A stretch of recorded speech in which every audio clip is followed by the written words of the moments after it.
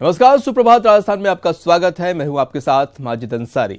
इस वक्त की बड़ी खबर आ रही है अजमेर के मसूदा से, जहां पर साई माला में हुई महापंचायत। गुर्जर आरक्षण के लिए महापंचायत को लेकर पुलिस अलर्ट। अजमेर संभाग के गुर्जर समाज के पंच पटेल करेंगे शिरकत। कर्नल बैंसला भी होंगे महापंचायत में शामिल। तो गुर्जर आरक्षण को लेकर महापंचायत साई माला में गुर्जर आरक्षण के लिए महापंचायत हो रही है। महापंचायत को लेकर पुलिस अलर्ट मोड पे चली गई है। अजमेर संभाग के गुर्जर समाज के पंच पटेल शिरकत करेंगे। कर्नल बैंसला भी इस महापंचायत में शामिल होंगे। और खबर कोटा से, जहां पर नारकोटिक्स उपायुक्त सही राम ट्रैप मामले में सही राम की जमानत अर्जी पर आज सुनवाई होगी। वर्क सस्पेंड के चलते टल गई थी कल सुनवाई। 1 लाख की रिश्वत लेते एसीपी ने गिरफ्तार किया था।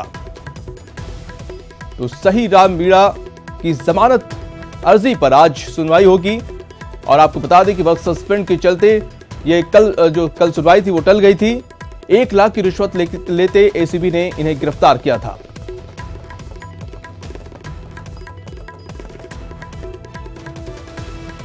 तो नारकोटिक्स उपायुक्त सही राम मीणा को आज राहत मिलेगी या नहीं मिलेगी, इस पर उसकी अर्जी पर आज जमानत अर्जी पर आज सुनवाई है।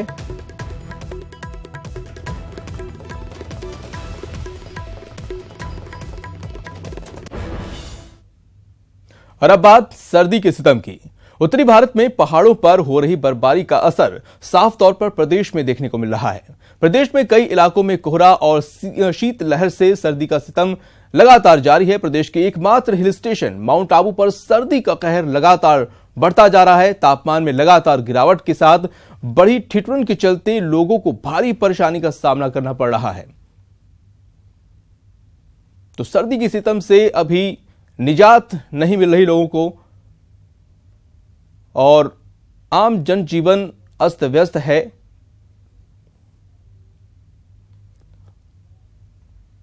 और राकेश गुसाई हमारे साथ जुड़ चुके हैं, हम उनसे जानने की कोशिश करते हैं। राकेश, ये बताइए कि सर्दी का सितम से राहत नहीं मिल रही है, कब तक लोगों को राहत मिलेगी और क्या इंतजामात हैं प्रशासन की तरफ से?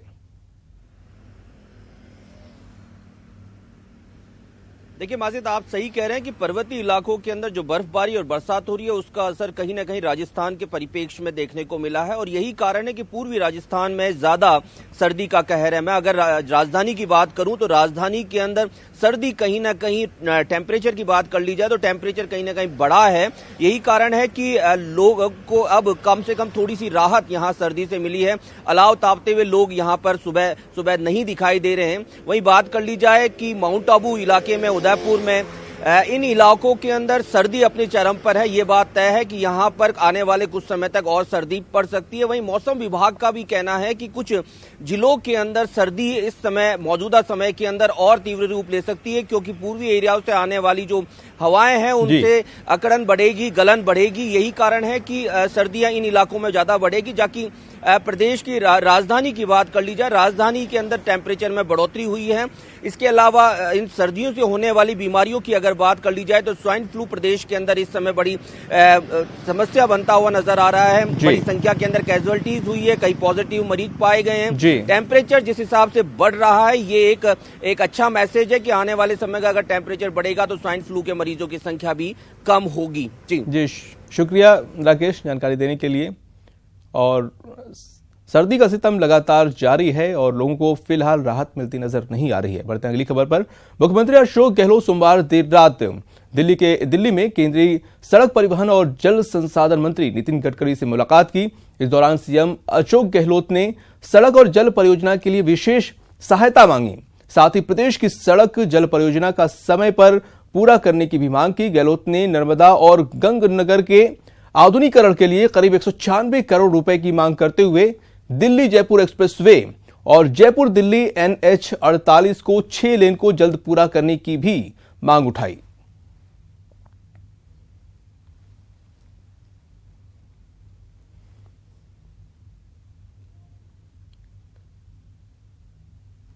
सवाल का जवाब सवाल नहीं होता, नतीजा जुबान से ज्यादा बोलता है। Action speaks loud than words.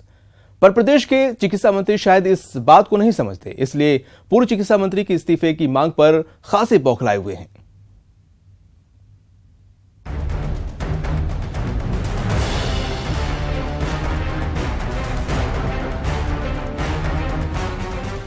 मेरे इस्तीफे से अगर मौत रुकती है तो मैं तैयार हूं उसके लिए। मेरे इस्तीफे से अगर मौत रुकती है तो मैं तैयार हूं उसके लिए। आग उगलते ये तेवर प्रदेश के चिकित्सा मंत्री के हैं। मेरे इस्तीफे से अगर मौत रुकती है तो मैं तैयार हूं उसके लिए, लेकिन जो पाप वो करके गए हैं उस पाप की सजा किसको मिलेगी ये भी जरा वो बता दें मंत्री जी। दरअसल प्रदेश में स्वाइन फ्लू से बढ़ते मौत के आंकड़े पर पूर्व चिकित्सा मंत्री कालीचरण सर्राफ ने रघु शर्मा से इस्तीफा मांगा था, जिस पर रघु शर्मा ने उन्हें अपना गिरेबान झांकने की नसीहत दे डाली। आंकड़े अपने 5 साल के उठा के देख लो, 225 आदमियों की मौत तो 2018 में हुई जब वो खुद मंत्री थे। यहाँ रघु शर्मा को पूर्ववर्ती सरकार में स्वाइन फ्लू से होने वाली मौतों के आंकड़े जुबानी याद हैं, तभी वो गाहे बगाहे राज्य सरकार के दौरान होने वाली मौतों के आंकड़े उछालकर अपना वजूद साबित करते रहते हैं। लेकिन इस बार मंत्री जी खासे गुस्से में थे, तभी उन्होंने सर्राफ को जांच के लिए तैयार रहने की चेतावनी दे डाली। अभी जब उन्होंने विधानसभा में जांच की बात की है ना, तो अब उनको जांच के लिए भी तैयार रहना चाहिए।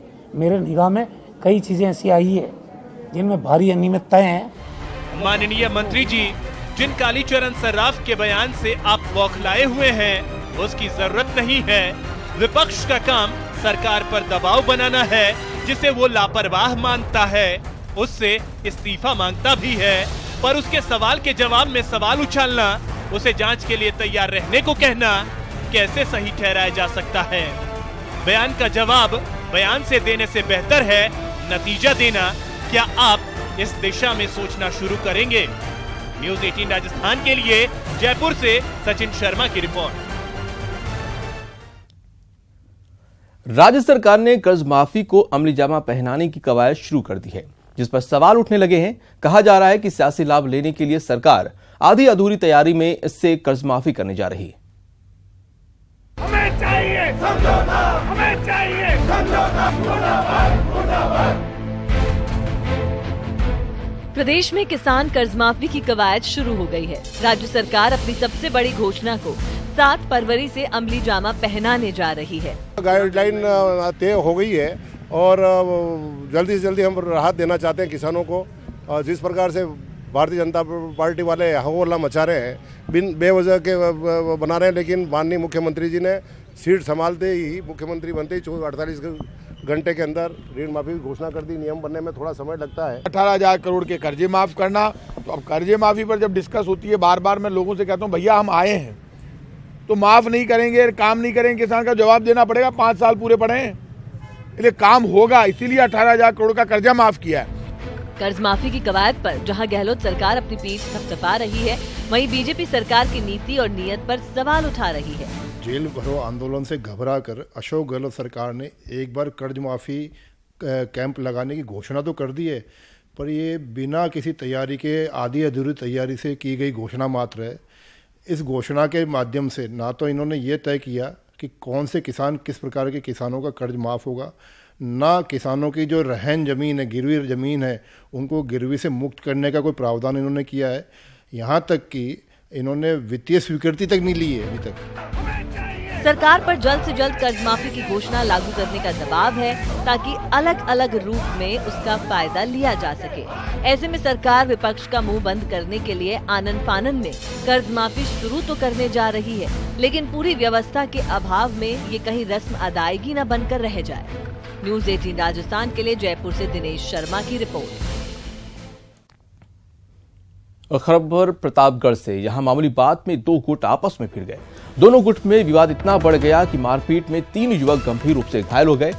विवाद बाइक चालक को रोकने को लेकर हुआ। झगड़े की सूचना मिलते ही मौके पर पहुंची पुलिस ने झगड़े को शांत करवाया और घायल युवकों को इलाज के लिए अस्पताल में भर्ती कराया। झगड़े के बाद पुलिस ने मौके पर पुलिस बल भी तैनात कर दिया है।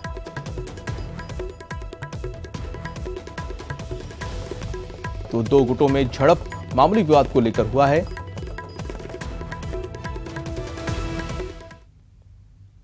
और खबर कोटा से है, जहां पर बच्चे से मारपीट की घटना के बाद हंगामा हुआ। केशवपुरा इलाके में देर रात की यह घटना है। लोगों को खदेड़ने के लिए पुलिस ने लाठियां भी भाजी। पुलिस कार्रवाई में महिलाओं बच्चों को चोटें भी आई हैं। मौके पर पहुंचे विधायक ने लोगों से बातचीत की। तो ये खबर कोटा से आपको बता दें कि जो है यहां पर बच्चे से मारपीट की घटना के बाद से हंगामा काफी बढ़ गया और ये घटना केशवपुरा इलाके की है, देर रात की है। और इस दौरान हंगामा इतना बढ़ गया कि पुलिस को लाठी भी भांजनी पड़ी, जिसमें महिलाएं और बच्चे भी घायल हो गए हैं। और आपको बता दें कि मामला शांत कराने के लिए विधायक वहां पर पहुंचे, मौके पर पहुंचे।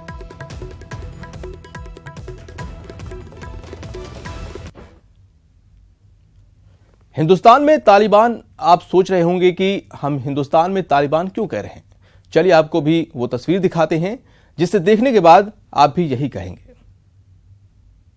देख लीजिए इस बेरहमी को। बेबस बुजुर्ग और बेकाबू समाज है। पैसे मांगने पर पेड़ से बांधा, मांगे अपने पैसे, मिली चप्पल। हिंदुस्तान में तालिबान देखिए।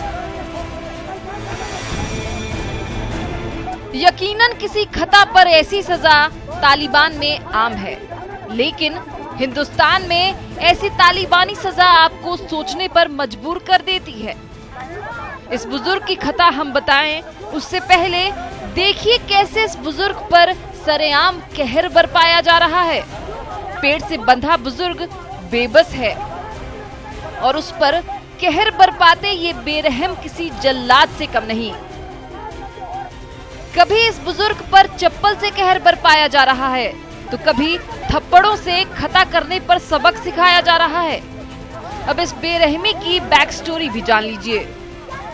पेड़ से बंधे इस व्यक्ति का नाम है जयलाल मीणा और इसकी खता सिर्फ इतनी थी कि वो अपने उधार दिए पैसे मांगने गया था, लेकिन पैसे के बदले जयलाल मीणा को मार मिली।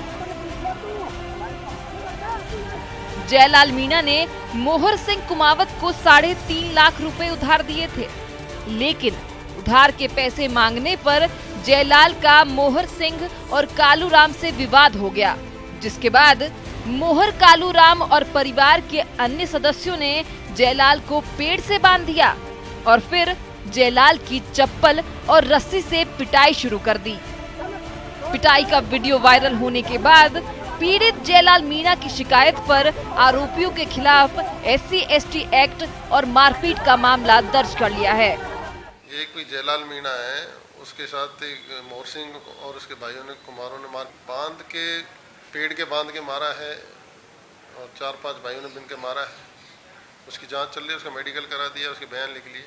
मोहर सिंह के इस पे पैसे आते नहीं, जयलाल मीणा के मोहर सिंह के भाइयों पर उस पे पैसे आते थे, उसमें इनकी आपस में कहासुनी हो गई थी, तो उसी चक्कर में बात। जाहिर है हिंदुस्तान दुनिया का सबसे बड़ा लोकतांत्रिक देश है। अगर यहाँ ऐसी तस्वीरें सामने आएंगी तो उसे तालिबानी नहीं तो और क्या कहा जाएगा। अलवर से न्यूज़ 18 के लिए राजेंद्र प्रसाद शर्मा की रिपोर्ट।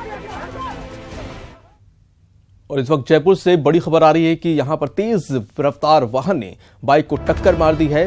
बाइक सवार युवक की मौत हो गई है। हादसे के बाद चालक वाहन लेकर भाग गया और फरार ड्राइवर की तलाश में पुलिस जुट गई है। तो तेज रफ्तार का कहर आपको बता दें कि जो जयपुर में देखने को मिला है और टक्कर की वजह से बाइक को टक्कर मारी है और बाइक सवार की वहीं पे मौत हो गई है। हादसे के बाद चालक वाहन फरार हो चुका है और पुलिस ड्राइवर की तलाश में जुटी हुई है।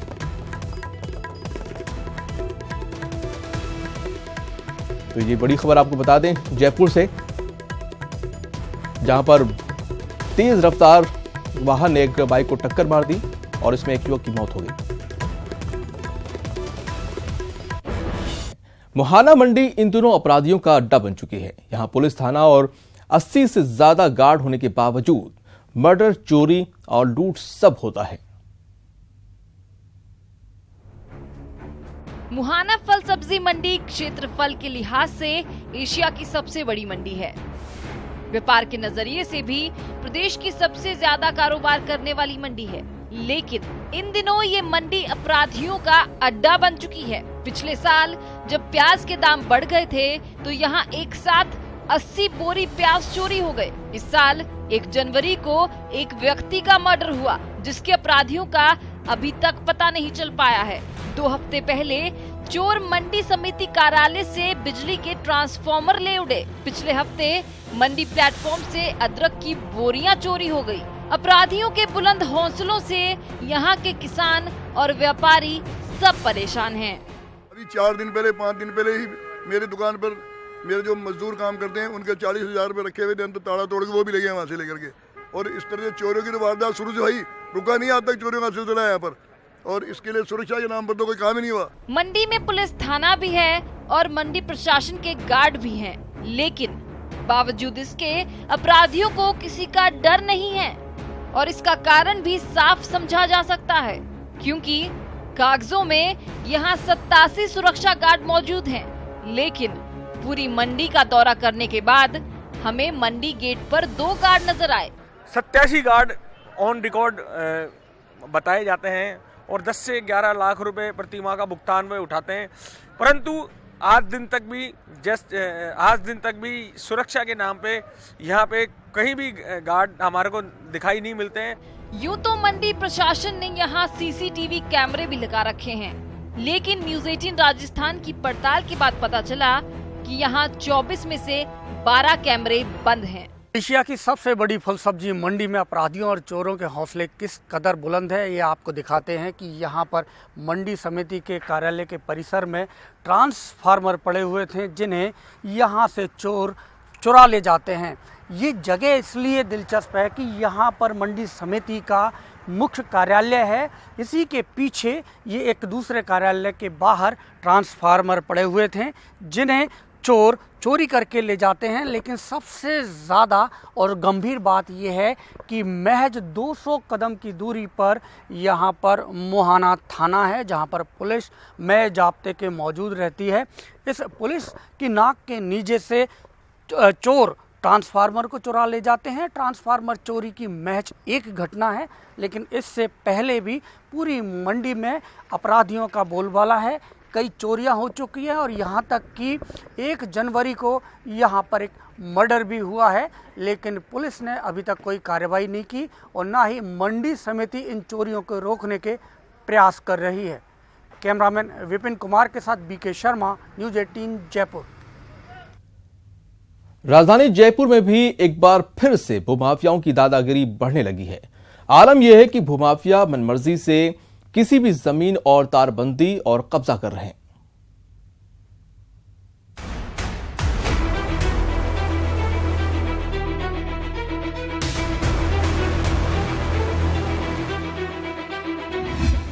न पुलिस का डर, न जेडीए की फिक्र, चलती है बस भूमाफियाओं की मर्जी।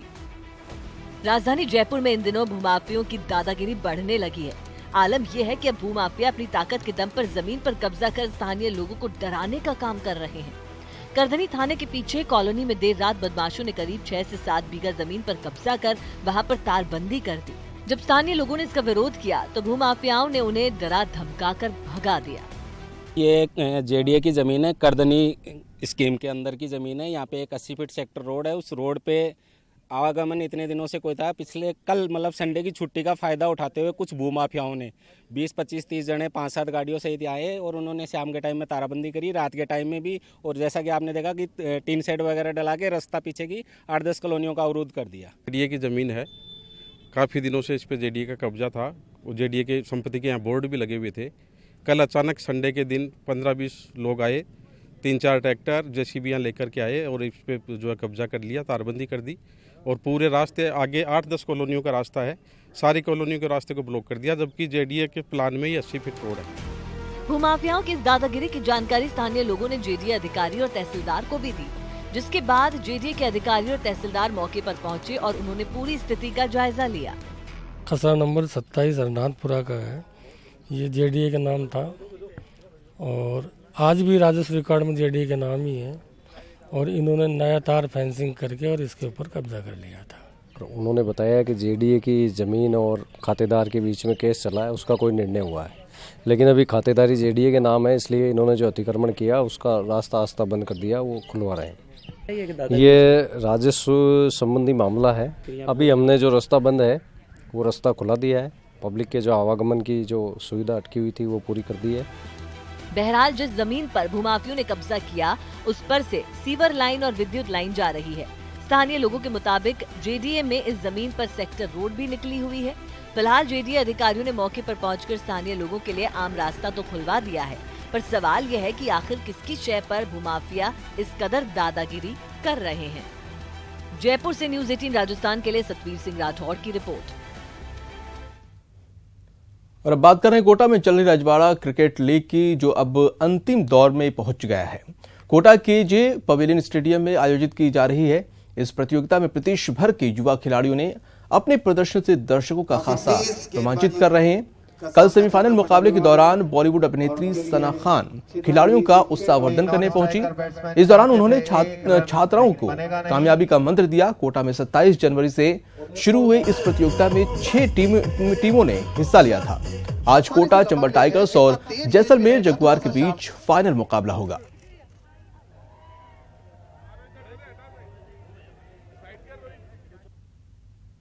और फिलहाल इस बुलेटिन में इतना ही। दीजिए इजाजत, नमस्कार।